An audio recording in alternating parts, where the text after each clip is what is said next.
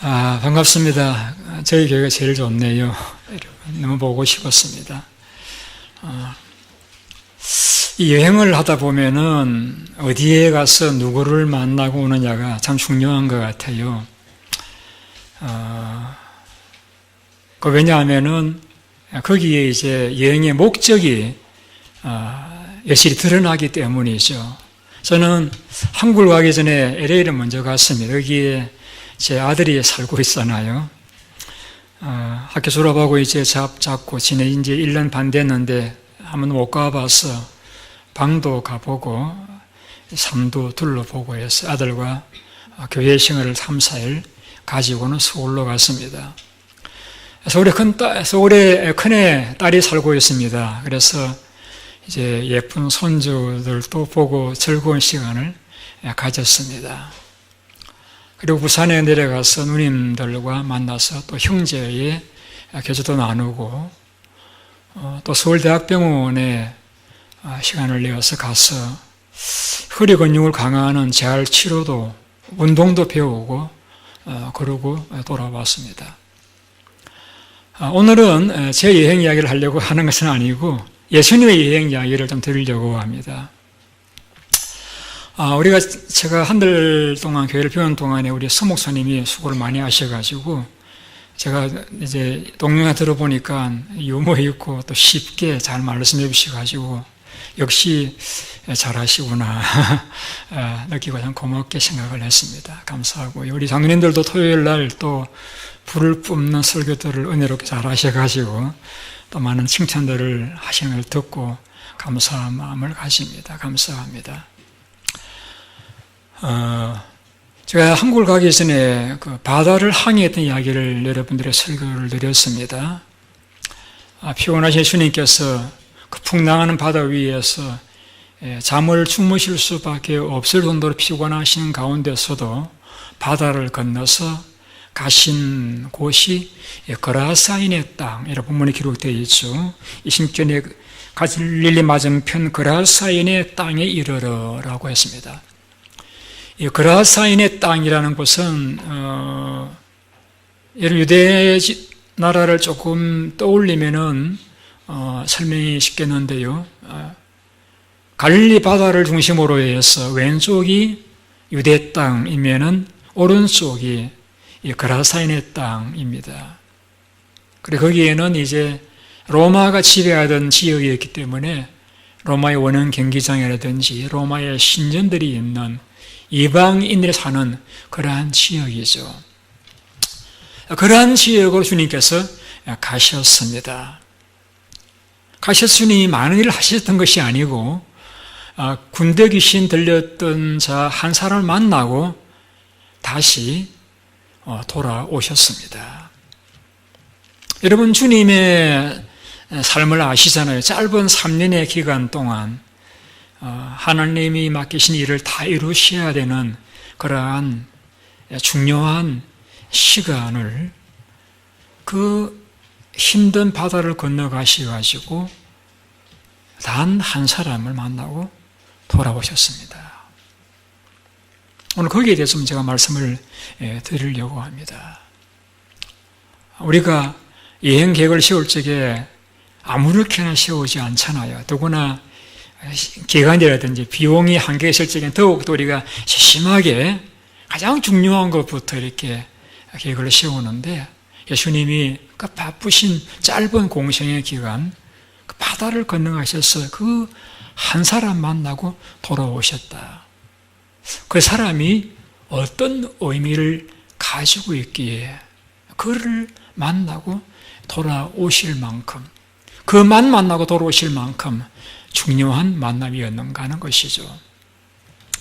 오늘 그 사람에 대한 기사 본문에 기록되어 있습니다. 자, 우리 예수님이 이렇게 귀한 시간 내셔서 가서 만나본 사람에 대해서 한번 같이 성경을 보시겠습니다. 27절 말씀 제가 읽을게요. 예수께서 육지에 내리시며 그 도시 사람으로서 귀신 들린 자 하나가 예수를 만나니 그 사람은 오래 옷을 입지 아니하며 집에 거하지도 않으며 무덤 사이에 거하는 자라. 누굴 만났다고요?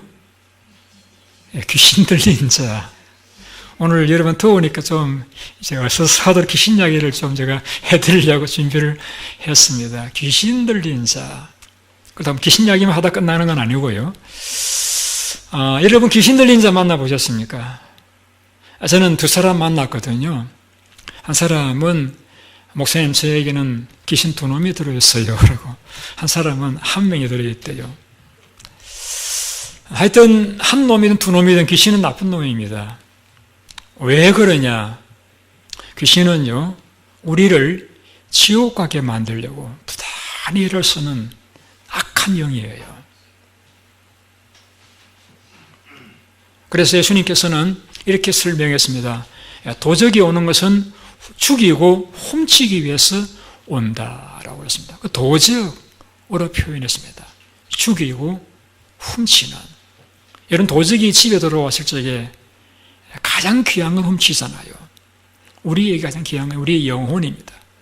영혼을 훔쳐내어서 우리를 지옥에 함께 끌고 가려고 하는 존재가 악한 영, 귀신입니다. 본래 이들이 귀신으로 만들어진 건 아니에요.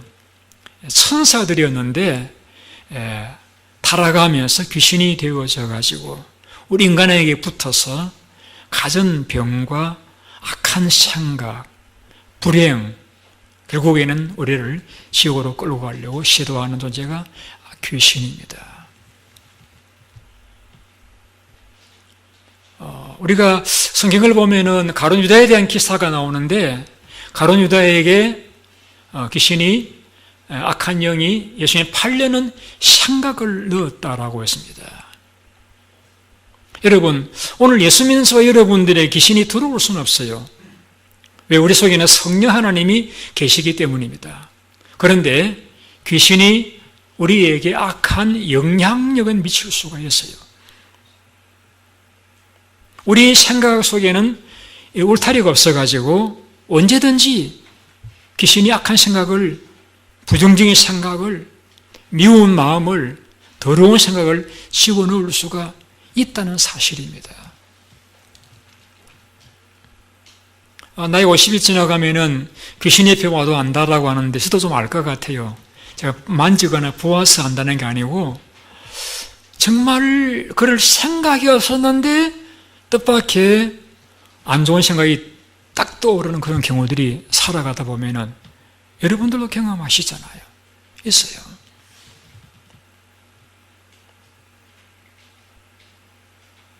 그래 오늘날 여러분들은 뭐 그렇게 영향을 받지 않으실 것이라 생각합니다만은 오늘날 많은 뉴스들, 청년들이 그 영향 받아가지고 생명을 잃고 불행하게 되는 일이 신문을 보면 얼마나 많은지 몰라요.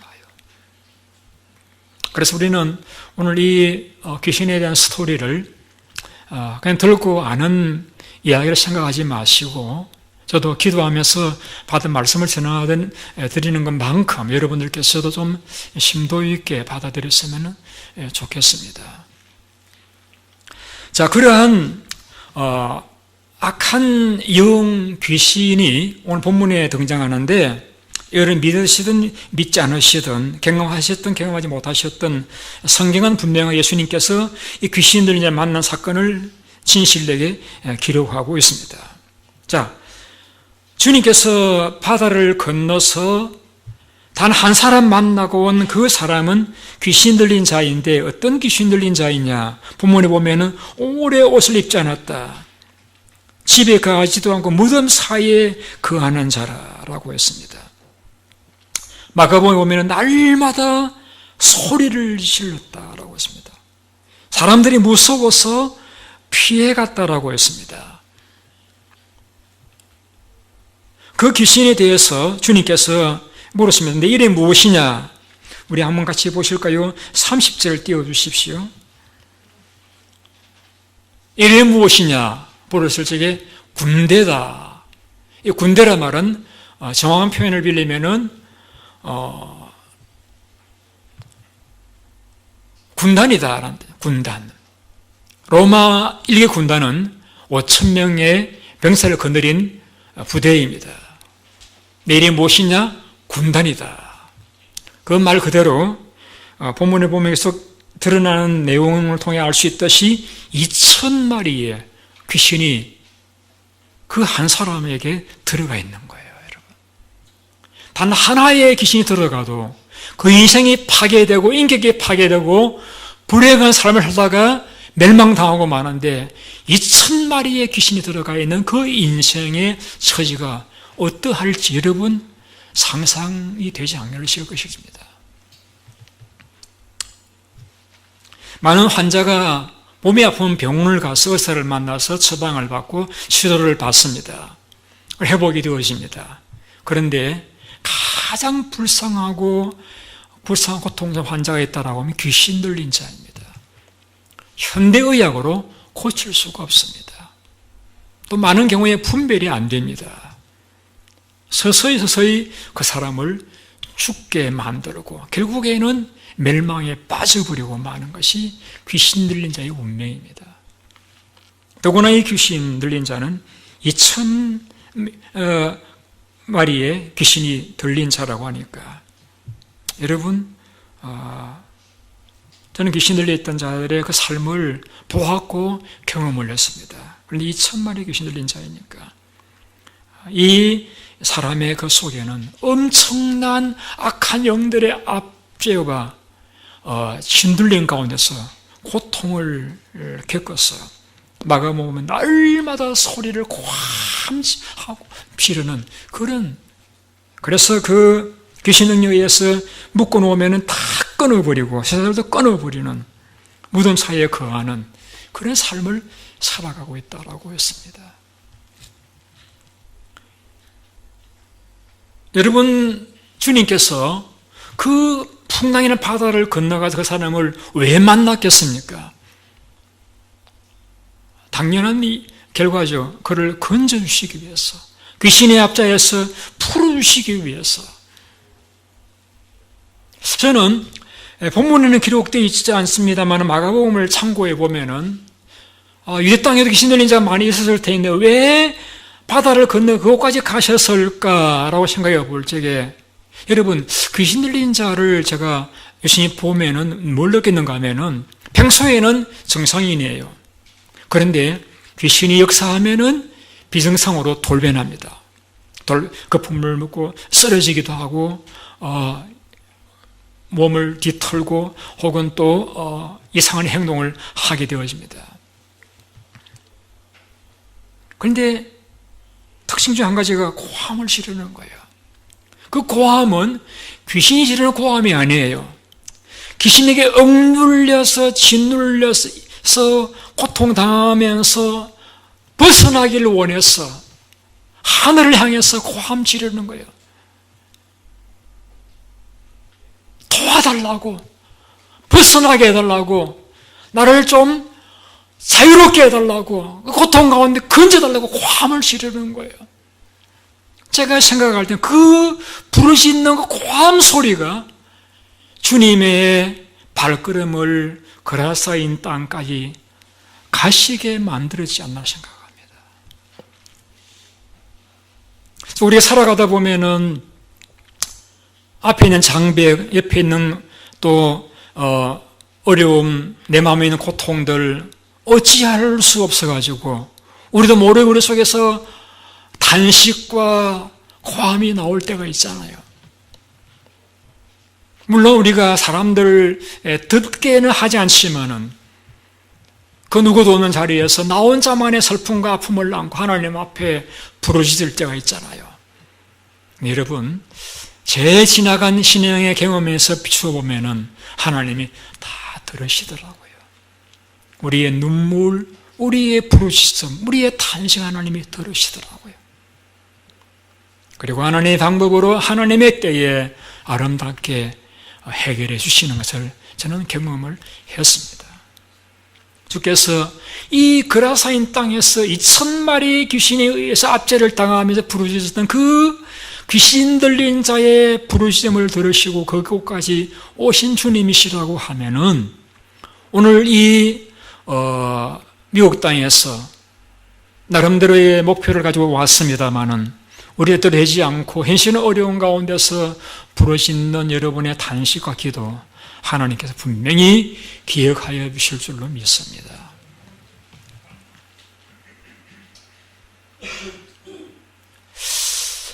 주님의 여정을 복음서에 찾아보게 되면은 좀 경제적이지 않는 그러한 루트를 걸어가시는 걸 보실 수가 있습니다.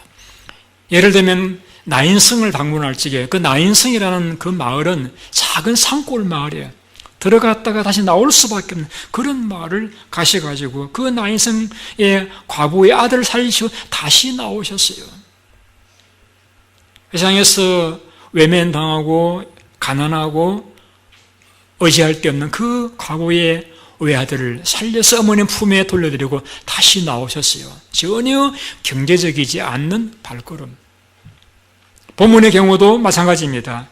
그 바다를, 풍랑이나 바다를 헤치고 가셔서 단 한 사람 만나고 다시 돌아와서 나오셨습니다. 물론 주님은 더 계시기를 원하셨습니다만은 그 사람들이, 그 마을 사람들이 경제적인 이유 때문에 예수님에게 떠나실 요구하기 때문에 주님께서 할 수 없어 나오신 것이죠. 결국 한 사람 만나고 나오신 거예요. 전혀 경제적이지 않는 그림입니다. 우리 뭘 교훈해 주고 있습니까? 주님께서 말씀하신 그대로입니다. 한 영혼을 천하보다 더 귀하게 여기시기 때문입니다.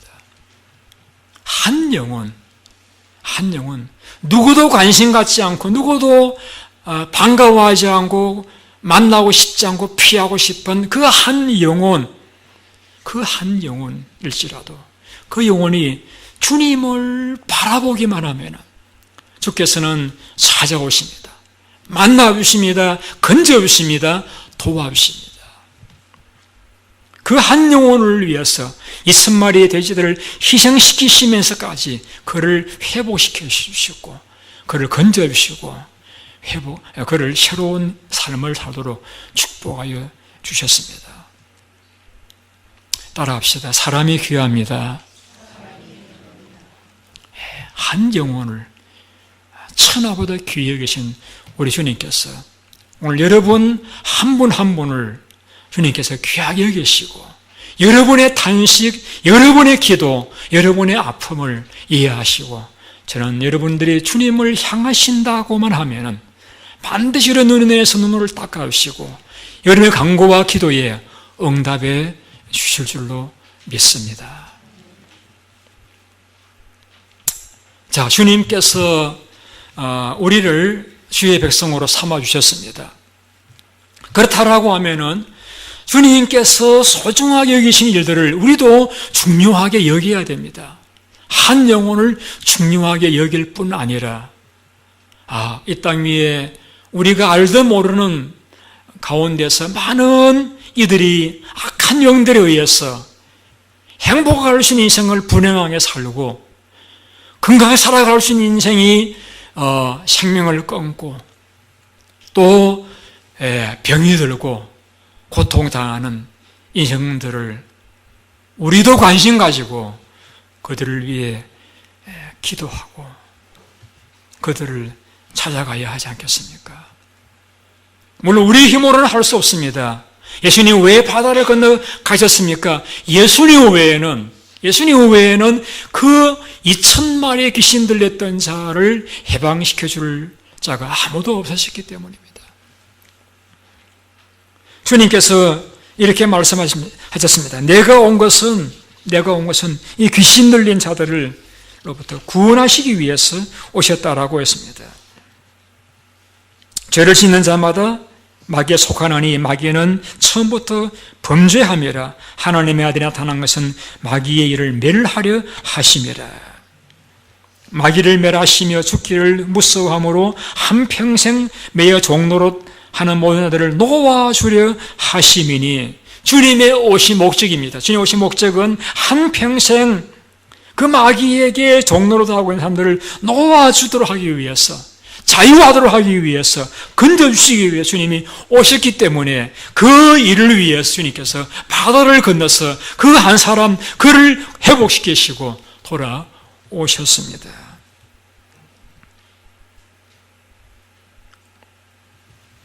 주님 외에는 사탄의 결박을 끊을 수 있는 자가 없습니다.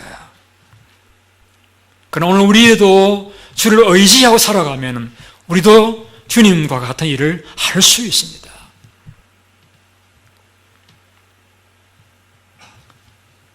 주께서 그 한 영혼을 불쌍히 여겨 주셨다라고 하면은 오늘도 이 속이는 자, 거짓말하는 영에 의해서 귀신 들렸으면서도 그걸 알지 못한 채, 혹 귀신의 악한 영향을 받고 있으면서도 알지 못한 채 얼마나 행복하게 살아갈 수 있는데 또 불행하게 살아가는 우리 이웃들을 우리가 관심을 가지고 그들을 그 악한 영의 올무에서 우리가 건져내어 줘야 할 사명이 오늘 우리 교회에 있다는 것을 우리는 잊지 말아야 할 것입니다. 제가 돌아와서 온 첫 주일날 귀신 이야기를 하려고 하니까 좀 마음이 걸려지는 부분도 없지는 않았습니다. 그런데 여러분, 성경이 예수님께서 중요하게 여기시는 부분을 우리가 관심 갖지 않는다라고 하는 것은 예수님 제자로서 마땅치 않은 일이라고 여겨집니다.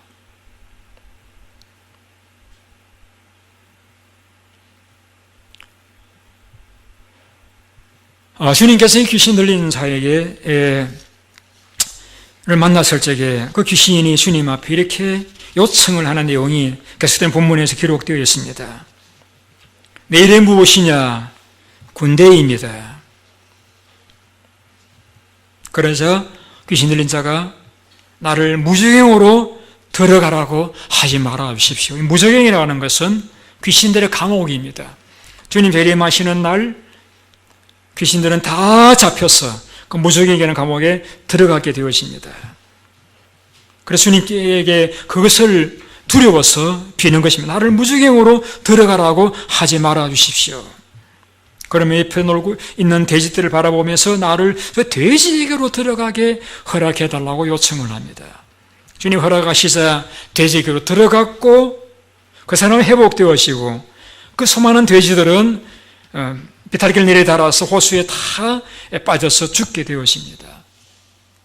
여기에서는 이런 질문을 가졌습니다. 왜 주님께서 그 귀신들에게 돼지 떼에게로 들어가는 것을 허락을 하셨을까? 그래서 본문에서 나타나는 내용입니다만은 그 거라사 수민들이 예수님을 떠나시라고 요구합니다. 왜냐하면은 예수님이 돼지 떼에게로 들어가라고 하신 명령 때문에 돼지들이 귀신에 의해서 다 몰사했잖아요. 그러니까 또 다른 돼지들이 그런 일이 일어날까 두려웠기 때문에 주님을 떠나가 달라고 요청을 했습니다. 그들에게는 돼지는 그들의 재산일 수 있잖아요.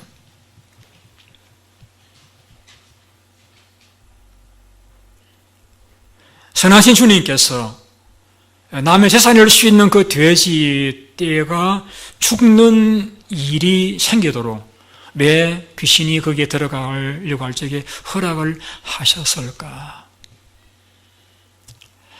여러분, 어릴 때 저는 안 믿을 때에 우리 주변의 어르신들이 그 고사나 제사를 지낼 적에 돼지머리를 올려놓고 예사를 드리는 걸 본 적이 있어요. 여러분 보신 적 있으시죠?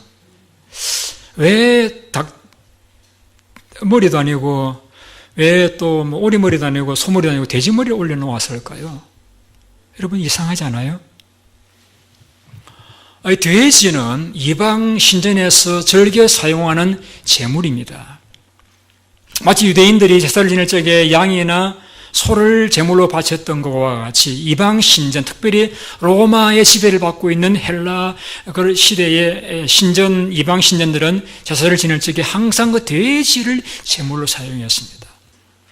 그래서 이 거라사의 땅은 이미 로마 식민지였기 때문에 로마 지배하에 원형 경기장이 있고 많은 시설들이 있었기 때문에 그 곳에서 어쩌면 기록은 이 돼지떼들은 그 이방 신전에 들어지는 제물로서 사육되고 있었을 수도 있습니다. 주님은 귀신의 요구이기도 하지만은 그 이방 신전에 들어질 그 제물들이었기 때문에 어쩌면 그것에게로 귀신이 들어가겠다고 할 적에 들어가는 것을 허락하셨을 수도 있겠다라고 생각을 했습니다. 더 이상 이방 신전 앞에 제사 드린 일을 혹이라도 좀 막을 수 있다라고 하면은 그런 동에서 그러실 수도 있을 수 있겠다라고 생각을 해보았습니다. 제가 본문을 보면서 또 이런 생각을 떠올랐습니다. 여러분, 이제 혹시 귀신 이야기를 하니까 내게도 귀신이 들어올 수도 이런 걱정하지 마십시오. 왜냐하면은 본문을 보게 되면은 귀신이 들어갈 적에 뭘 받았습니까? 주님 앞에 퍼밋을 받았어요. 들어가도 될까요? 말까요? 그런데 여러분은 다 성경받은 예수님의 사람들인데 여러분들의 귀신 들어가려고 하면 주님께서 결코 허락하지 않으니까 여러분 안심하시기 바랍니다. 다만 앞서 말씀드렸던 대로 여러분 영향은 줄 수 있습니다. 악한 생각을 우리 속에 집어넣을 수 있어요. 더러운 생각, 미운 생각, 절망의 생각. 그때 여러분 귀신같이 아시고 딱 이제 거부하시기를 바랍니다. 아멘입니까? 어쨌든 귀신이 그 돼지 속에 들어갔는데 제가 이런 질문 가져보았습니다. 그런데 하필 왜 돼지일까? 여러분 왜 하필 그 지역에 돼지만 사육되는 거 아니었겠죠? 양도 있을 수 있고 소도 있을 수 있는데 왜 하필 돼지에게로 귀신이 들어가기를 요청했을까? 평소에 돼지하고 좀 친했던 것 같아요. 왜 그렇게 생각을 하느냐 하면은 본문에 보면은 귀신을 뭐라고 표현하는 거면 더러운 귀신이라고 표현했습니다. 여러분 우리 29절을 보시죠. 제 말이 아닙니다. 이는 예수께서 이미 더러운 귀신을 명하사 그 사람에게서 나오라 하셨습니다. 여러분 귀신이 들어온지 겠거든지 어떻게 알아요? 그런데 성경은 분명히 더러운 귀신이라고 해요. 더러운 귀신. 귀신의 시도, 귀신의 가치관, 귀신의 목적, 그 모든 것들이 더럽다는 것입니다. 우리를 더럽게 만들고 더럽게 살다가 더럽게 생명 끝나게 만드는 존재가 귀신입니다. 더러운 귀신이라고 했습니다. 근데 여러분, 돼지가 이 말 들으면 좀 기분 나빠하겠는데요. 돼지가 좀 더러워요. 저 어릴 적 돼지를 키워봤거든요. 먹이도 주고, 이렇게 잡혀가는 것도 보고, 잡히는 것도 보고 이렇게 했는데, 좀 돼지가 똥도 먹고요. 좀 지저분하게 살아요. 그래서 제가 제일 싫어하는 게 엄마에서 보고, 야, 돼지우리 치우라 그러면 제일 싫었어요. 본래 돼지는 깨끗한 동물입니다. 소는 아무데나 이렇게 배설을 하지만 돼지는요, 넓은 공간에 있으면은 일정한 곳에 가서 배설을 해요. 깨끗한 짐승이에요. 그런데 이 돼지우리라고 하는 좁은 공간에 두니까 배설을 한 곳에다가 이렇게 배설에 의해서 몸이 더럽혀질 수밖에 없는 거예요. 그 돼지는 몸에 땀샘이 없어서 수분을 배출할 수 없다 보니까 몸에 열기가 날 때 그 열기를 식히기 위해서 땅에다가 이렇게 찬 땅에다가 몸을 비비다 보니까 또 이제 그 배설을 못하니까 소변으로 다 배설하다 보니까 그 배설물과 소변에 의해 덮여있는 그 땅에다 몸을 비비니까 결국은 돼지가 더러워지게 되시는 거예요. 넓은 공간에 둔다라고 하면 돼지는 누를 곳, 있을 곳 구분해서 신령하게 될 것입니다. 어쨌든 돼지라는 이미지는 불결한 짐승, 더러운 짐승. 그래서 유대인들은 돼지고기를 먹지 않습니다. 성경을 보니까 제가 이제 서울 가서도 우리 나눠드린 그 성경 읽기표 진도를 따라 성경을 읽는데 레위기를 읽는데 돼지고기를 먹지 말라라는 내용이 나와 있더라고요. 왜 돼지고기를 먹지 말라 했을까? 돼지고기를 먹지 말라 했을까? 저는 두 가지 이유에서 이해를 한 가지는 위생적인 이유입니다. 그 무더운 그 중동 지역에서 돼지고기가 채 익지 않은 채 만일에 우리가 먹게 되어지면은 그것으로 인해서 바이러스에 감염될 위험성이 많기 때문에 쉽게 부패하는 돼지고기의 특성상 고기를 먹지 말라고 말했을 수도 있고, 물론 되새김질하지 않는 이유도 있는데 그런 위생적인 이유를 이야기할 수 있고, 또 한 가지 제가 말씀드렸던 대로 이방 신전은 대부분 돼지를 제물로 사용하기 때문에 이방인들 떠올리면은 돼지, 불결하고 더러운 이미지를 갖고 있기 때문에 그러한 잡식성 동물이기도 하지만 그러한 더러운 이미지에 의해서 우리가 영적으로 오염되지 않도록 하기 위해서 성경은 돼지고기를 먹지 말라고 말씀했습니다. 어떻게 하죠? 우리가 삼겹살 좋아하는데 어떻게 하죠? 여러분, 구약의 이 율법들은 대표적인 세 가지 법이 있죠. 십계명이 있고 제사법이 있고 사회법이 있습니다. 그런데 십계명은 우리가 꼭 지켜야 됩니다. 제사법은 예수님이 십자가에 돌아가심으로 다 이루어졌기 때문에 지키지 않아도 괜찮습니다. 여러분이 제사 안 드리고 본당에 들어올 수 있는 이유 거기에 있죠. 그럼 사회법이라는 것 중에 한 가지가 이제 고기를 먹지 말라, 뭐 이런 장어, 이런 거, 이제 비늘 없는 거 먹지 말라 이런 것들이 있는데, 이것은 실제 우리가 그걸 취하기보다는 그 의미, 왜 그런 것들을 먹지 말라고 했는 그 의미를 받아들이시면 되니까, 여러분 음식 드시는 거는 잘 익혀서 드시면은 건강하시면 괜찮습니다. 다만 식초를 많이 드셔가지고 소주 말고요 드셔가지고 여러분 이제 콜레스테롤 너무 올라가지 않도록 조심하시기. 제가 글을 읽어보는 게 나와 있더라고요. 한국 사람은 돼지고기를 많이 먹지만 콜레스테롤이 적은 이유는 소주를 마셔서 그렇다고 해요. 우리는 소주 못 마시니까 식초 많이 드시면서 이렇게 적당히 잘 지혜롭게 맛있게 드시길 바랍니다. 제가 말씀드리고자 하는 것은 그 돼지 이미지, 불결하고 더러운, 그래서 귀신이 그 돼지에게로 들어가기를 요청을 했을 수 있겠다. 이 말을 묵상하면서 제 마음속에 이런 생각이 떠올랐습니다. 오늘날 귀신이 어떤 사람을 좋아할까? 더러운 사람, 불결한 사람.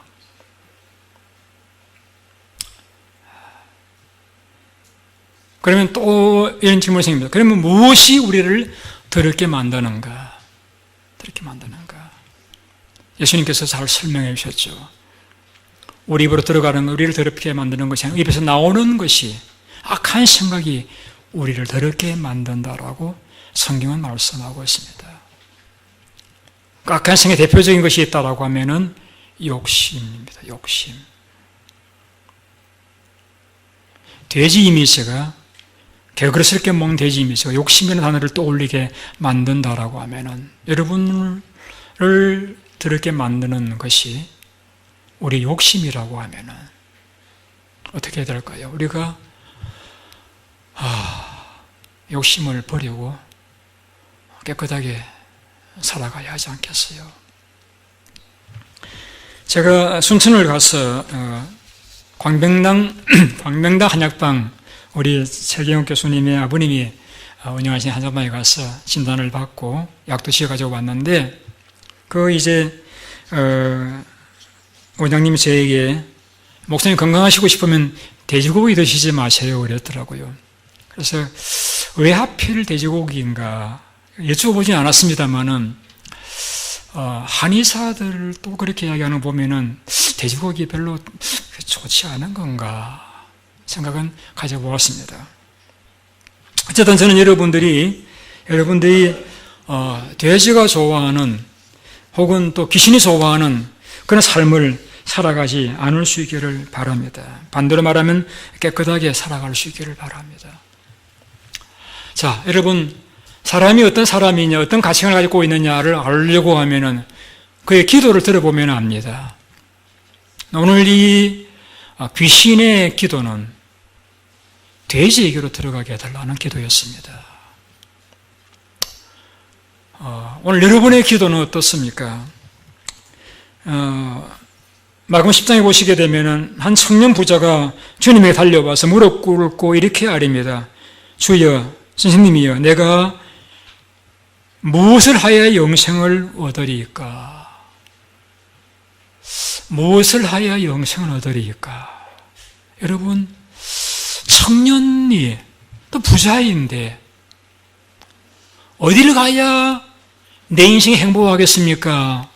어떻게 살아야 더 즐기며 살아갈 수 있겠습니까? 나도 아니고 내가 무엇을 하여 영생을 얻을 수 있겠습니까?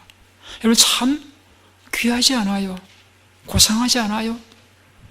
주님께서 그걸 보시며 사랑하사 이르시되 내가 아직도 한 가지 부족한 것이 있으니 재산을 팔아 가난한 자에게 나누어 주고 나를 쫓아라. 예수님이 그를 봐시고 사랑하사. 주님은 왜 사랑하셨을까요? 부자이기 때문에? 아니에요. 청년이기 때문에? 아니에요. 그의 관심사가 내가 무엇을 하여야 영생을 얻으리까? 얼마나 그 기도와 그 소원이 여러분 아름답서 어떻게 하면 영생을 얻을 수 있겠습니까? 본질적인 문제, 귀한 제목을 하나님 앞에, 주님 앞에 아뢰자. 내가 무엇을 해 영생을 얻을 수 있겠습니까? 주님이 보기를 너무 사랑스러웠어요. 그래서 너 재산 팔아주고 나를 따르라고 했는데 그는 불행하게도 베드로처럼 주님을 따르지를 못하고 슬픈 마음으로 돌아가 버리고 말았습니다. 솔로몬 꿈에 주님 나타나셔서 물었습니다. 내가 너에게 무엇을 줄고 너는 내게 구하라. 솔로몬의 아뢰입니다. 주여, 이 많은 백성을 제가 재판할 수 있사오리이까? 제게 듣는 마음을 주사 종에게 주사 주의 백성을 재판하여 선악을 분별할 수 있도록 지혜로운 마음을 주옵소서. 그 요구가 하나님 마음에 들었다라고 했습니다. 내게 지혜로운 마음을 주사 선악을 분별하게 하여서 백성들을 잘 섬길 수 있도록 해달라. 그 소원 너무 하나님 마음에 꼭 들었다라고 했습니다. 시편 90편에 보시게 되면 모세의 기도가 나옵니다. 우리 연수가 70이요 강건한 80이라도 연수야랑은 수고 슬픔뿐이요 신속히 가니 우리가 날아가나이다. 우리에게 우리 날 개수함을 가르치사 지혜로운 마음을 얻게 하소서. 모세 하나님 앞에 아뢰입니다. 하나님, 내게 남은 날을 개수할 수 있게 해주셔서 어떻게 남은 날들을 살아가야 될지 내게 지혜로운 마음을 달라고 기도했습니다. 남은 날들이 얼마나 이럴지, 어떻게 그 날들을 살아가야 될 것인지 내게 지혜로운 마음을 달라고 기도했습니다. 얼마나 아름다운 소원입니까? 마지막으로 다윗의 기도를 소개해드립니다. 시편 51편 하나님이여 내 속에 정한 마음을 창조하시고 내 안에 정직한 영을 새롭게 하소서. 비록 허물이 많았던 다윗이지만은 하나님 앞에 소원은 아름다웠습니다. 하나님이여 내 속에 정직한 정한 마음을 창조하시고 정직한 마음을 새롭게 하여 주옵소서. 내 안에 정결한 마음을 주옵소서. 우리도 한번 소원 가지고 노래 불러볼까요? 복음성가 집에 나오는 노래인데 우리 가사가 보이나요?